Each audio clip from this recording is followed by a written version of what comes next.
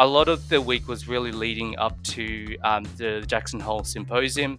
So that's where basically the central banks or as well as economics actually gathered together, so globally, and we were expecting Jerome Powell to speak, so the US Fed chair.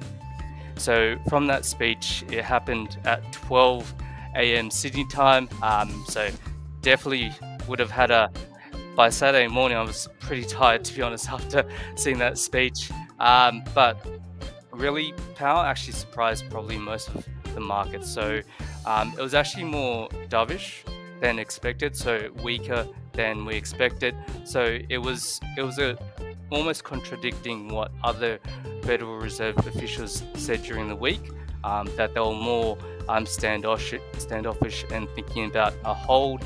But Powell's basically alluded to potentially 25 basis interest rate cut in September.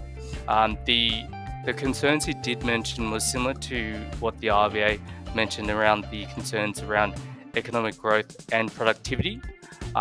While the quotes that a lot of the traders really looked at and really focused on was basically said, when referring to the dual mandate of inflation and employment, he basically quoted, in the near term, risk to inflation are tilted to the upside and risk to the employment to the downside, which is a challenging situation. So all the central bank, basically most of their sort of mandate is trying to control both.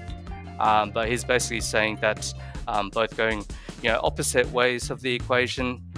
The other note they did mention was, nevertheless, with policy in restricted territory, the baseline outlook and the shifting balance of risk may warrant adjusting of our policy stance. So that basically inferred to a lot of traders that instead of inflation, it's more drifting towards the employment situation. While the other sort of factor he mentioned was that the effects of tariffs on consumer prices are now clearly visible. We expect those effects to accumulate over coming months with high uncertainty about both timing and amounts.